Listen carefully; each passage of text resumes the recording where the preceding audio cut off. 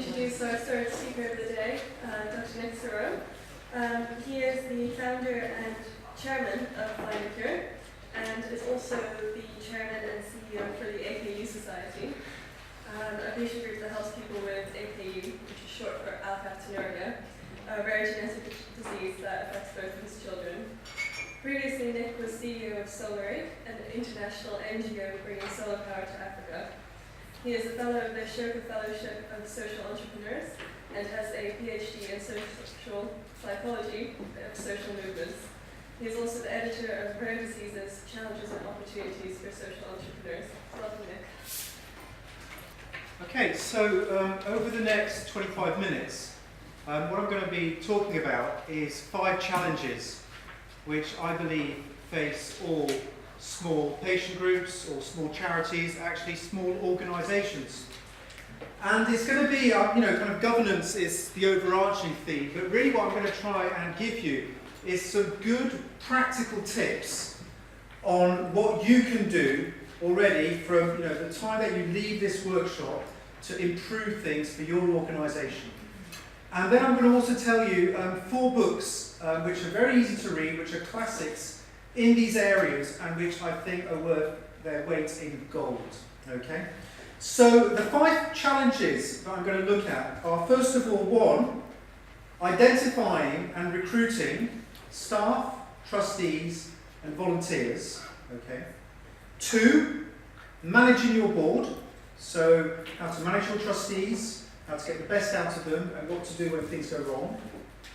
3, how to build strong teams, which comes out of the first 2 points, which is all about the 5 dysfunctions of a team and how to overcome them.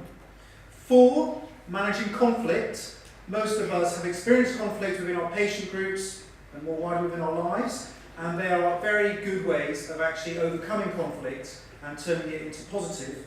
And 5th, accounts. So I'm not an accountant, but I'm going to give you a few tips about how to kind of put your accounts in order, manage them properly, and then also what software we use at the AKU Society and at Findacure to manage our accounts. So let's start with the first one.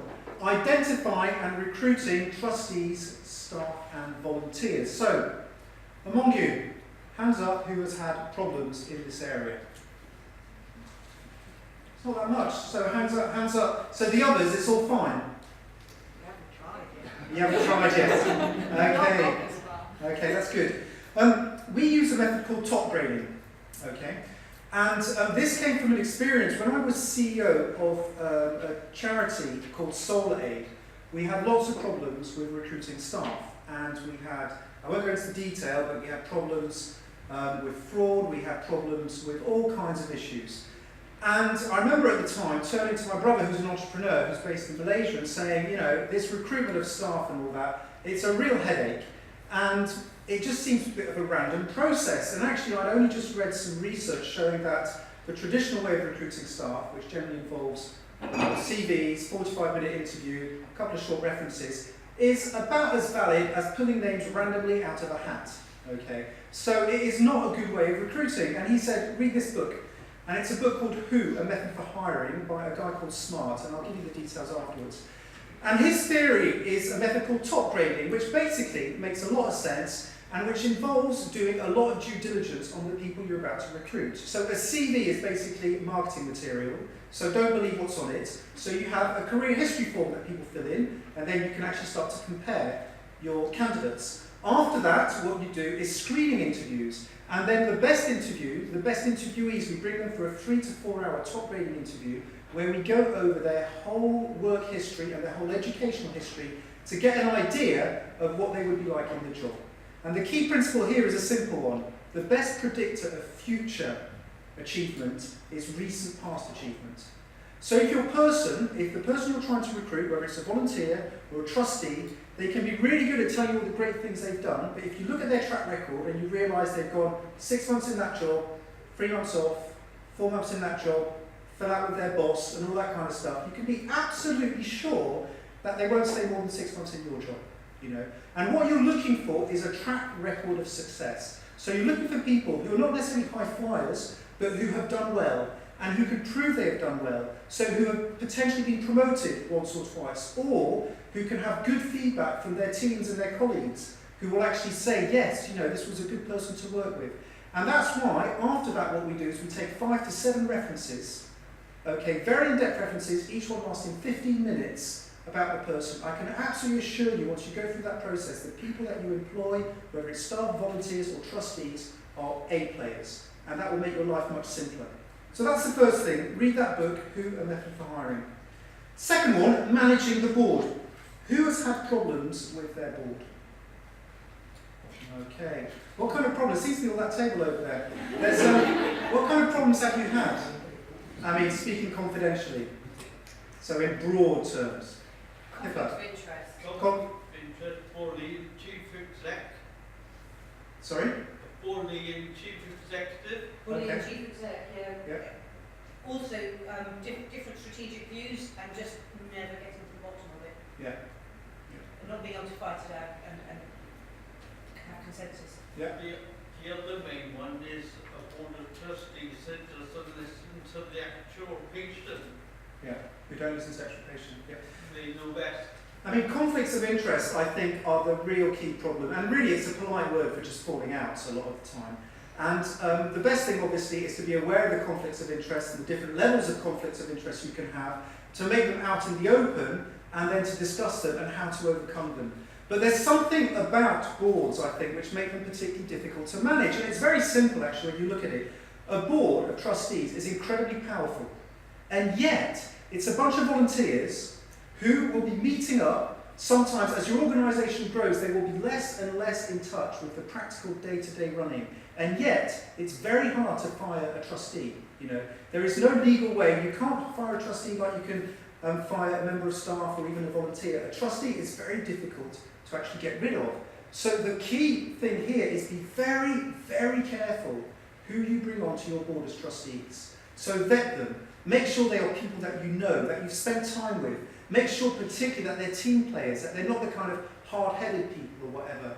You want a mix on your board, but I would actually say that having, some people say, well, you need an accountant, you need a patient, you need a clinician, and all that. Yes, that's important, but the most important is the type of people you get on your board. And then you have to actually decide things like frequency of meetings. Will you meet every 2 months, every 3 months, or every month, or whatever. In the AKU Society, we meet 3 times a year.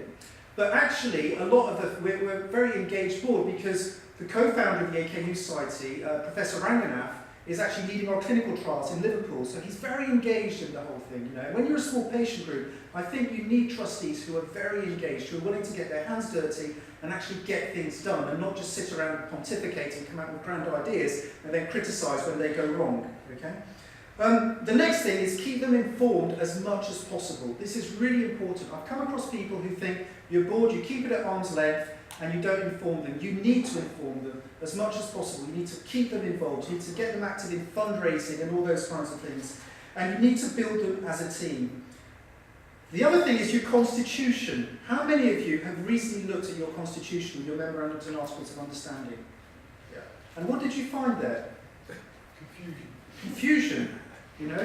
It's amazing. You kind of set up your charity, then 8 years later, you kind of look at your constitution and think, this is really not great, because your constitution will have things like rotation of trustees. Is it automatic, or is it every 2 years, one trustee steps down, someone else gets elected?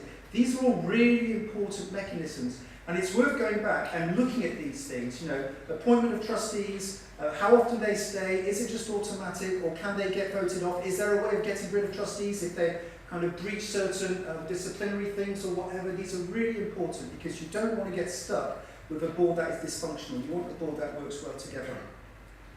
Okay? And then conflicts of interest. I think what you were saying was, Alan, was, or that table over there was very important. We had an example where we had a brother, a patient and a brother on a board, okay, of a patient group. And then you start to get real conflicts of interest, whether are you representing the charity or are you actually representing the interests of your brother who's a patient and all that. And you need to be really aware of these things because in a small organisations, these things can actually start to tear things apart. Okay? So that's managing the board. Third one, building teams. This is really important. There's a book out there that is very much worth reading, which is called The 5 Dysfunctions of a Team. And it's by a guy called P. Lencioni, which is written Lencioni. Lencioni. The 5 Dysfunctions of a Team. And he writes it as a parable. And actually, if you Google his name, you'll come across his talks on YouTube. And it's just worth actually listening to them, And it all seems absolutely elementary. And this is why I've got the flip chart here. He builds a pyramid. Okay.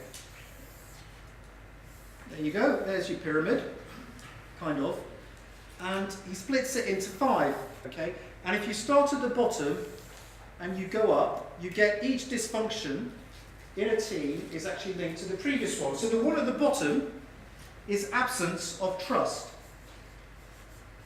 How many of you have been in teams where there is an absence of trust? That means that people they don't trust each other, they always think there's a hidden agenda, they always think that maybe, someone else has got bad motives or things like that.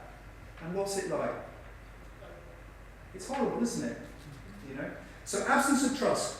Secondly, fear of conflict. And now this is interesting, isn't it? Because you'd actually think that absence of trust leads to conflict. But it leads to the wrong kind of conflict. It leads to interpersonal conflict. Conflict is good when it's about ideas. Conflict is bad when it's about personalities and about status and things. So what absence of trust leads to is you'll see that, if you've ever been, I was in 10 years ago in a severely dysfunctional organisation where there was complete absence of trust. And you could see that in team meetings. People just did not really dare to express their opinions because they were scared of being shot down or that there was another agenda and all that. And what that fear of conflict leads to is a lack of commitment. Okay? A lack of commitment. And so a lack of commitment basically means that people are not committed to the aims of the organisation. What they are committed to is their own careers, is the interests of their little division, is their status, etc. But they do not have a commitment to the organisation. Because they can't trust their team members or the larger organisation, it means they can't actually question ideas, so you can't come to a good position that everyone agrees to, so you have a lack of commitment.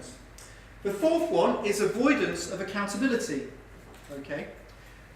And what that means is that it's the kind of organisation where nobody wants to make a decision because they're always scared that if they get it wrong, everyone will blame them. And how many of you have been in situations where you get blamed and you think that's not fair? There's nothing worse than being blamed for something when you feel that it's not your fault. It really has a fundamental effect on your feeling of identity. So that leads to avoiding accountability. So everyone's like, well, it's not my fault, it's their fault. Okay? And then at the top, what you get is inattention to results. So basically, in a dysfunctional team, nobody really cares about the results that you get because, in the end, they're too involved in all the problems within the team. So how do you overcome that? Well, you start at the bottom. You have to build trust. And that is really interesting because how do you build trust in an organisation or in a patient group? Does anybody have any ideas? Yeah? We recently had that problem. What we started doing was actually just talking to each other once a week. And in doing that, everything's out and sorted out before it becomes an issue. Yeah, exactly. Yeah.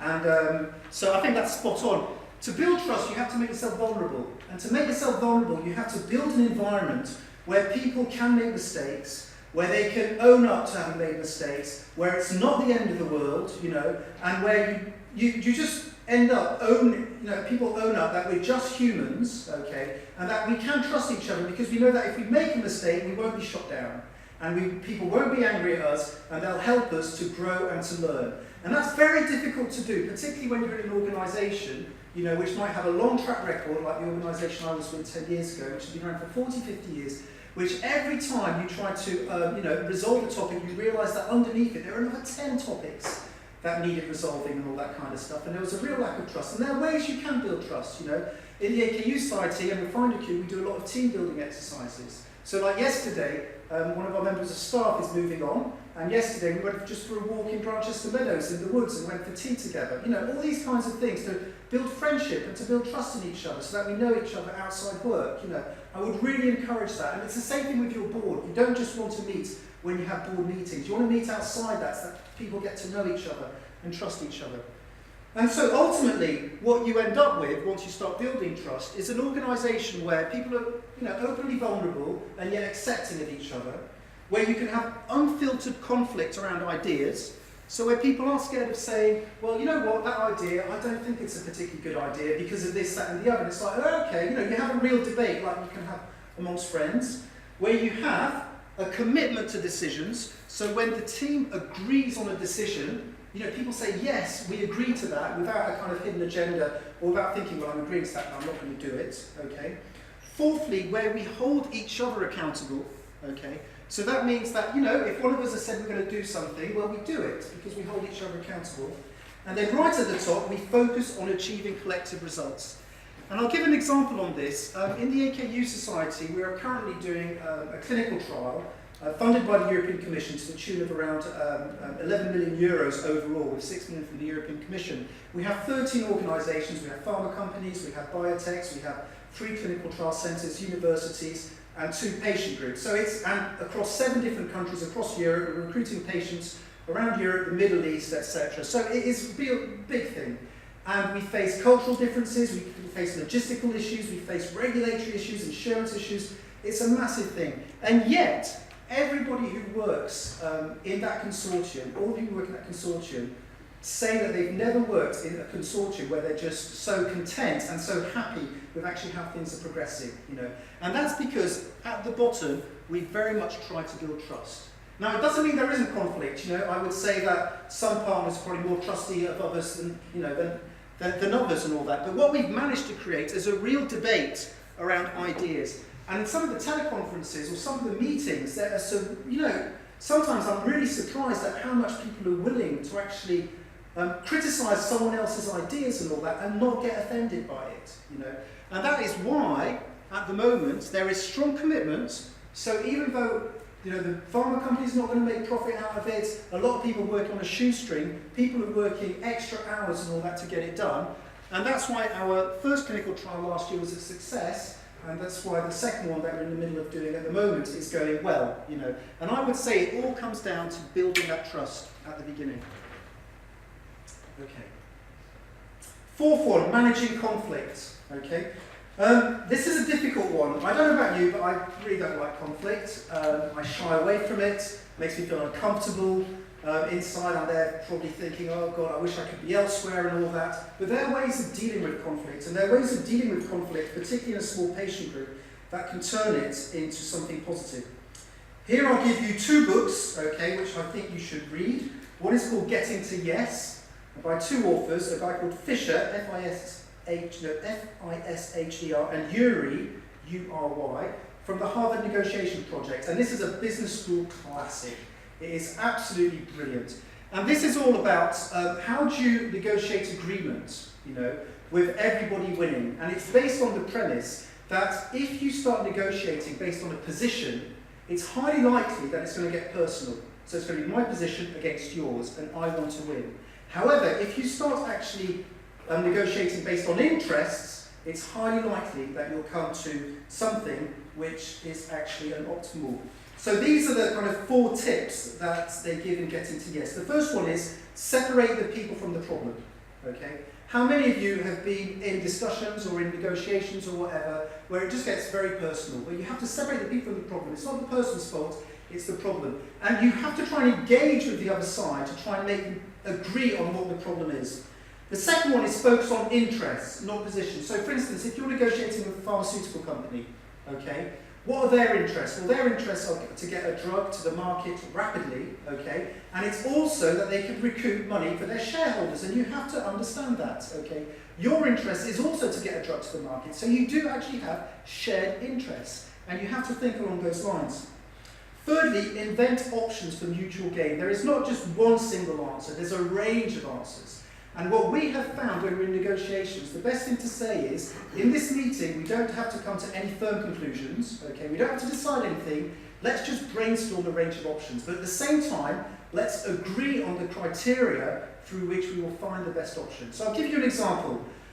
if you're looking to rebrand your organisation, okay, you know, you've got a name, it's too long, no one can explain it or whatever, and you're thinking, we need something snappier. Well, the first thing people will say is, I think we should have this name, or I think we should have that name. Chaos.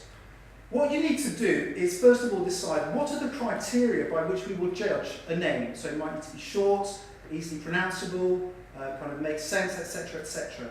After that, you will look at different, ideas for the name, and then you'll brainstorm without choosing any of them. And then you'll start to whittle them down according to criteria, and chances are you'll come up with a name that everyone agrees with. You see what I mean? So you need to have that process rather than, I like this name, you like that name, and then we argue over it. Okay. Another book worth reading, okay, this one is called Difficult Conversations, and the 3 authors are called Stone, like a stone, Patton, P-A-T-T-O-N, and Heen, H-E-E-N.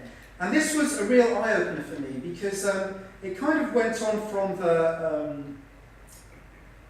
the negotiation kind of book, but it went much deeper in a kind of psychological sense. And what the authors actually found, and they're also part of the Harvard Negotiation Project, was that when we have a conversation with somebody, actually a lot of the time we're having a conversation with ourselves, because a lot of the time we are reacting to the other person, but we're reacting to what we perceive them to be saying. And there's a number of things that we tell ourselves when we're having a conversation with somebody. We're asking ourselves, particularly when there's a problem, we're asking ourselves, what happened? And what was my fault in that? Secondly, we're asking ourselves, how does this make me feel? And thirdly, we're asking ourselves, how does it affect my sense of identity and who I am? Have I done something wrong? So there's a number of things, really, and I think the key message from there is about start with the third person. Start with the story of someone coming in and seeing both sides of the story to try and make them work. And this is something which is very hard to put in place, but works very well in kind of trying to relieve and manage conflict. Fifth one, which is completely different, is sorting out the accounts. Now, how many of you struggle with your accounts? 1. Wow. Okay. Leave it to the people that know. Sorry? Leave it to the people that know. Yes. There's if you're a small charity and you're setting yourself up, you need to get your accounts in order from the beginning. Now, we use a website which I would thoroughly recommend, which is called Xero, X-E-R-O. And it's an online platform. It's really good. You might use QuickBooks or you might use Sage or whatever. We use this one. We're really happy with it. So that's the first thing. Get a good online platform. That's easy to set up. This is set up really for small businesses, but it works fine for charities. It allows you to set up your budget for grants and all that. It allows you to do your actuals. It allows you to look at also, I suppose, profit and loss of your balance sheet and all that. And it allows you to pull all that data and to put it back in and to get a good analysis of actually how you're progressing. So that's the first thing. Find a good online platform, okay? Because you're going to have to start giving reports to your funders, also to your trustees, and to anybody else who actually wants to know.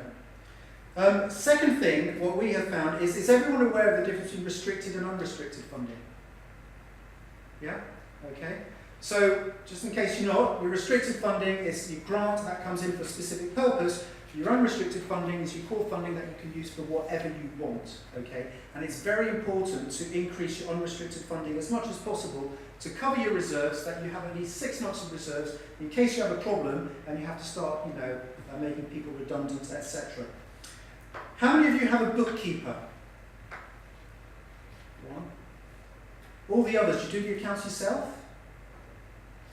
Yeah? When you say a bookkeeper, I've done it. I did the accounts up until about a year ago, and we've got another person who does them now. Are you referring to someone who's employed or someone who's like me, have volunteered to do it? Either way. Either way. I mean, you can either employ someone, we employ someone on an hourly rate, who we send all the expenses and all that, and then she updates Xero for us, and it saves a heck of a lot of time. But previously I was doing it. Yeah, well, yes, I mean, the lady who does it now is a lot better than I was. Yeah. And is she an experienced bookkeeper? Yeah. Yeah. Well, I would really recommend that. It saves you a lot of time. And then the other thing is your accountants. And this is an area where I've struggled, actually, over the past 10 years. We've gone through, I think, the AKU Society, 4 different accountants. The accountants we now have are superb. absolutely superb. They know all about charity accounting. They're based not far from us in Cambridge and all that. And they're also specialists in funding from the European Commission. And they respond on time and fast. They do accounts that are good. But accountants I've had in the past have made mistakes, couldn't add up properly, would lose things. I've been actually shocked. I don't know if mine is just a bad sample, but from my sample of 4 different accountancy firms, I would say it's a sorry state out there for the world of accountancy. So you need to be very careful actually who you choose as accountants, because it'll save you a lot of time, and your financial statements are absolutely crucial for when you're trying to raise funds. Okay. So that's it really, the 5 challenges, and I actually believe that if you can identify and recruit the right staff and volunteers and trustees, it will save you all the hassle in the world. If you can manage your board properly and really make them engaged in what you're trying to do, if you can build a good team where people trust each other, get on with each other and work together, if you can manage conflict to turn it into something positive, where actually we're having conflict over ideas and not over personalities, and if you can sort out your accounts, you'll be well on your way to being a happy patient.